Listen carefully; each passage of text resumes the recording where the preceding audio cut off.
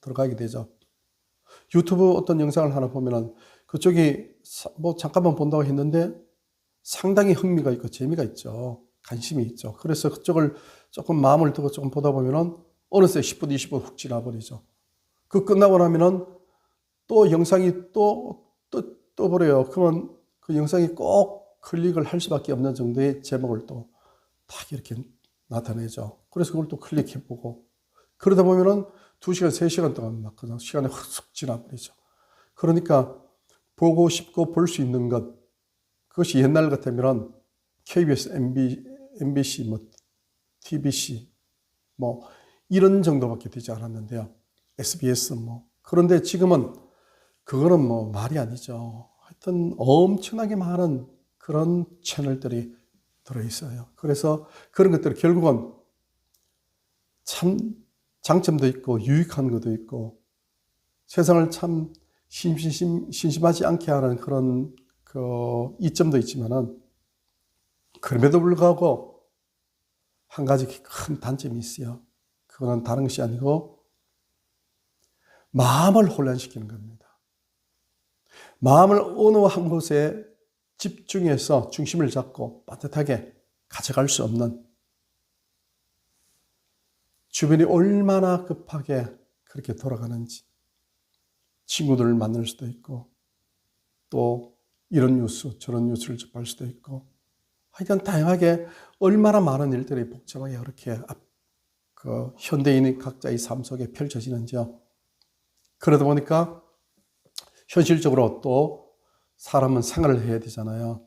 의식주를 해결해야 되고 또 미래에 대해서 내일을 향하여서 또 뭔가 계획도 하고 설계도 하고 그렇게 살아가야 되다 보니까 또 자기도 지켜야 되고 자기의 어떤 체면도 지켜야 되고 또 자기 몸도 지켜야 되고 여러 가지 그런 상황들이 너무나 복잡하다 보니까 정말로 지켜야 될 가장 중요한 것이 있는데 그것을 잃어버리고 그것을 놓쳐버리고 그냥 막 살아가는 거죠.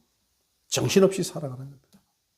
그것이 오늘을 살아가는 우리 현대인의 하나의 자아상으로 그렇게 우리는 볼 수가 있다는 겁니다. 그래서 잃어버린 것 중에 가장 소중하고 중요한 것, 그것이 무엇이냐? 마음이라는 겁니다. 마음. 오늘 성경 본문에서 우리에게 말씀하고 있습니다. 무릇 모든 지킬 만한 것 중에 더욱 너의 마음을 지키라. 그 마음에서 생명의 근원이 난다는 겁니다. 모든 지킬 만한 것들이 굉장히 많습니다. 그 중에서 가장 소중하고 가장 중요한 것은 어떤 것은 못 지킬 수도 있지만 그러나 정말 지켜야 될 것은 마음이라는 겁니다. 마음을 놓고 살아가는 사람들이요 너무너무 많아요. 마음을 잃어버리고 사는 사람들이 현대인은 너무나 많아요. 마음을 잃어버리니까 잃어버린 마음이 집을 나갔잖아요. 집 나간 마음은 항상 외롭고 쓸쓸하고 그리고 또 춥고 배고프고 헐벗고 굶주리고 그렇게 하다 보니까 마음이 나중에는 너무나 지치다 보니까 우울해버려요. 그래서 우울증에 빠지는 거죠. 현대인을 살아가는 수많은 사람들이 마음의 감기인 이 우울증에 걸려있는 사람, 우울증상에 걸려있는 사람들이 너무너무 많다는 겁니다. 왜 그렇습니까? 자기 마음을 지키지 못해서 그렇다는 겁니다. 누가 하나 어떤 것들을 행하면 나도 그곳에 참여하고 싶고 누가 하나 어떤 것을 가지면 아니면 어떤 환경에 처하면 나도 그런 환경에 처하고 싶고 그러다 보니까 마음을 계속해서 뺏기는 겁니다. 마음은 무엇이겠습니까? 내가 생각하는 가장 중심이 마음이잖아요. 그러니까 내 생각을 뺏긴다는 것이죠. 내 생각이 어디가 있습니까?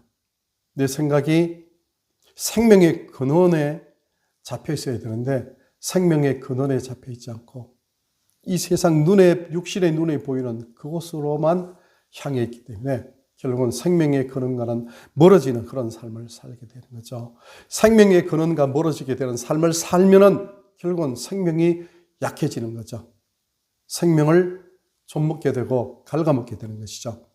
그러다 보니까 이런저런 육신의 질병에도 걸리고 또 마음의 질병에도 걸리고, 이 마음의 질병에 걸리다 보니까 그 속에는 부러움, 비교, 질투, 시기, 낭망, 낙담, 절망, 그리고 관심 없음, 무관심, 이런 형태로 마음이 쏠리게 된다는 것이죠. 그래서 가장 중요한 것은 성경은, 주님은 우리에게 말씀하십니다. 무릇 지킬 만한 것보다가도 무엇을 지킬 것인가. 모든 지킬 만한 것들이 있겠지만, 각자 있겠지만 그 중에서도 너희 생각을 지키라, 너희 마음을 지키라 말씀하십니다. 이 마음, 우리의 생각, 이것을 어떤 곳으로부터 지켜야 됩니까? 그렇죠. 첫 번째는 하나님이 내 마음 중심에 있다는 것, 이것을 기억하고 있어야 돼요. 복잡하고 힘들고 여러 가지 어떤 그런 인생을 살 때면요, 내 마음이 참 외로울 때도 있고 고독할 때도 있고 참 슬플 때도 있고, 도대체 산다는 것이 무엇일까? 도대체 내가 왜 지금 숨쉬고 왜 살고 있고 왜 이렇게 있을까? 과거의 나는 이랬었는데 지금은 나는 뭐냐? 앞으로 나는 뭐냐? 여러 가지 생각하면 자기에 대한 정체감, 자아성, 자존감, 이런 것들이 무너질 때가 있습니다. 그런데 우리는 우리 마음을 지켜야 되는 거죠. 우리 마음은 하나님을 붙잡고 있어야 돼요. 우리 생각은 하나님을 붙잡고 있어야 돼요. 내 중심, 결코 잊어서는 안 되는 내 마음을 지키는 첫 번째는 하나님을 기억해야 돼요. 하나님을요. 교회를 다니고 예수님 믿고 우리가 신앙생활을 한다 하지만 우리가 일주일 동안 살아갈 때 하나님을 잊고 살 때가 너무너무 많다는 겁니다. 왜냐하면 세상이 우리를 그만두지를 않습니다. 세상이 얼마나 우리를 힘들게 하는지요. 얼마나 유혹하는지요. 옛날 같으면 생활이 단순했어요. 농사 짓고 또 직장에서 일하고, 주부는 가정에서 일하고 또 남편을 기다리고 자녀들 뒷바라지고. 그런데 지금은 아닙니다. 지금은 주부들, 아내들이, 여성들이 나가서 전부 자기의 삶을 열심히 살아내는 거죠. 열심히 일을 합니다. 물론 자아 실현다고 긍정적인 면이 너무나 많죠. 그렇게 하다 보니까 자기 마음을 지킬 수가 없는 것이죠. 자기 생각을 하나님께 고정시켜 두는 시간이 정말 극소수밖에 되지 않아요. 주일날 예배 왔을 때 그 한 시간 하나님 앞에 잠시 생각한다든지, 식사할 때, 기도할 때 잠시, 얼마 잠시, 아니면은 또 새벽 기도 가는 사람이 있으면은 새벽 기도 때 잠깐, 그런 사람은 굉장히 많이 생각하는 거죠. 그래서 하나님을 잊어버릴 때가 너무나 많습니다. 하나님을 그 마음속의 중심으로 갖고 있어야 되는 거죠. 왜냐하면 하나님을 마음속의 중심으로 새기고 있다는 것은 천국을 생각하고 있다는 겁니다. 영생을 생각하고 있다는 겁니다. 내가 이 땅에 비록 살지만 힘들고 어려운 인생의 여정을 겪지만은, 그러나 하나님이 계신, 하나님이 내게 허락하신, 하나님이 주신 영생, 천국, 참된 생명, 그 생명이 내게 있기 때문에 어떤 이 땅에서의 내게 주어진 환경 여건, 어려운 상황이랄지라도 이것은 잠시 있다가 없어지는, 그냥 야고보서 4장 14절에 있는 말씀처럼 잠시 있다 없어지는 안개와 같은 그런 존재라는 거죠. 그리고 우리가 살아가는 이 땅에서 모든 삶은 하나의 연극이라고 할 수도 있잖아요. 그러니까 별것 아니죠, 사실은요. 사실은 심각하고 우리 육신이 연약하기 때문에 머리 아픈 것도 아프고 손에 바늘 한번 찔린 것도 아프고 너무너무 괴롭죠. 그리고 그 아픈 쓰라림이 1분도 사실 우리에게는 긴 시간이 되지만, 그러나 아주 크게 봤을 때, 믿음의 세계로 봤을 때는 잠시 잠깐이라는 거죠. 지나가는 거죠. 거기서 우리는 하나님을 잊으면 안 됩니다. 하나님을 생각해야 돼요. 아무리 이 땅에서 잘 먹고 잘 살고 행복하고 그냥 99칸 되는 그런 집, 그중 궁궐에 산다 할지라도 그것은 잠깐이잖아요. 정말 잠깐이잖아요. 그래서 하나님을 생각하는 그것이 우리 마음을 지키는 겁니다. 두 번째는 예수님을 생각하는 것이 우리 마음을 지키는 겁니다. 하나님께로 갈 수 있는 그 길은 예수님 때문에 가는 거잖아요. 내가 그 길이요 진리요 생명이다 말씀하시기 때문에. 그래서 예수님을 우리 마음속에 늘 생각하고 있어야 돼요. 무슨 마음을 생각해야 됩니까? 베풀으신 은혜에 감사하는, 구원의 은혜에 감사하는 정말 감사하는 마음을 가져야죠.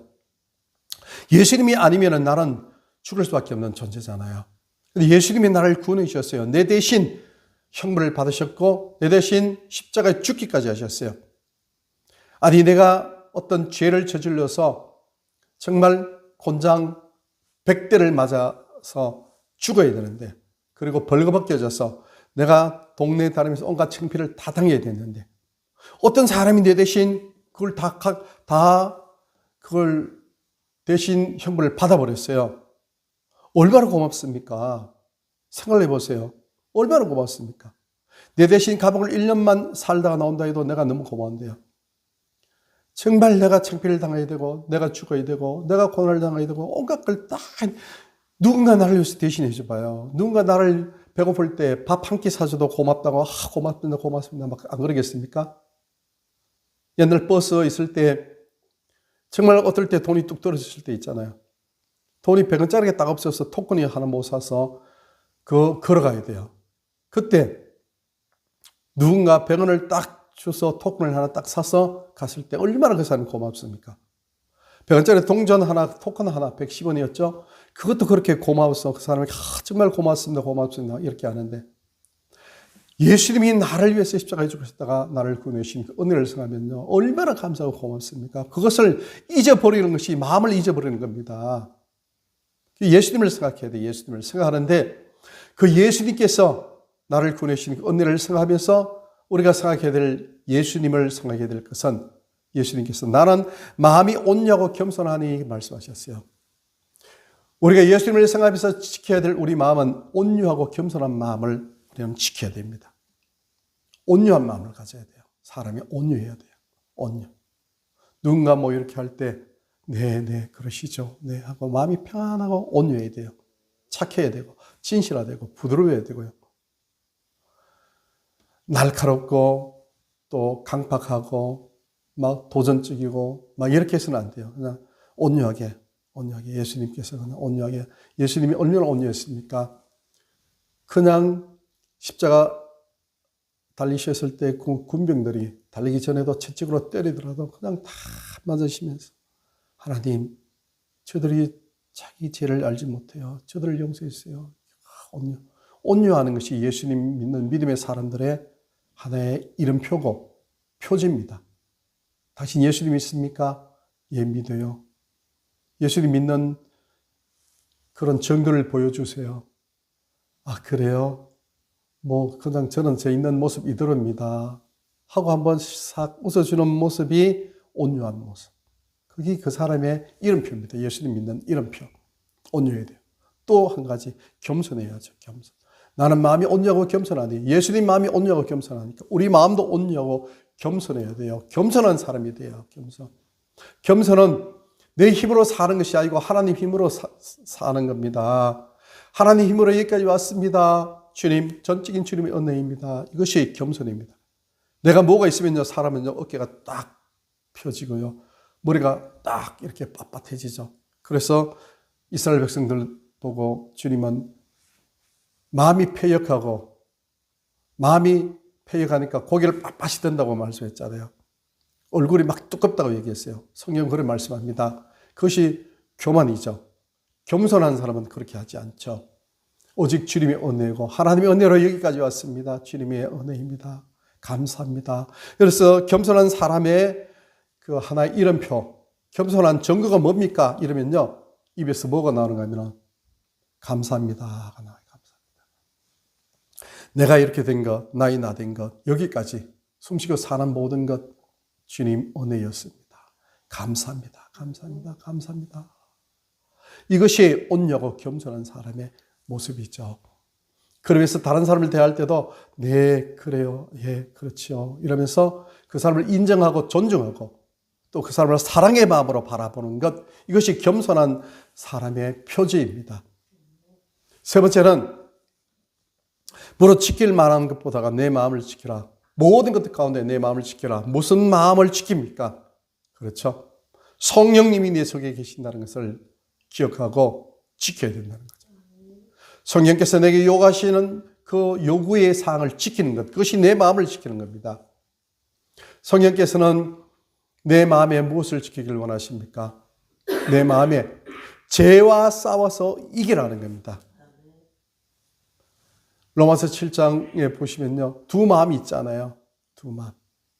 육신의 법을 따라가고자 하는, 죄의 법을 따라가고자 하는 그런 법이 있고, 성령의 법을 따라가고자 하는 그 법이 있잖아요. 두 마음이 내 심령 속에서 싸운다고 하지 않습니까?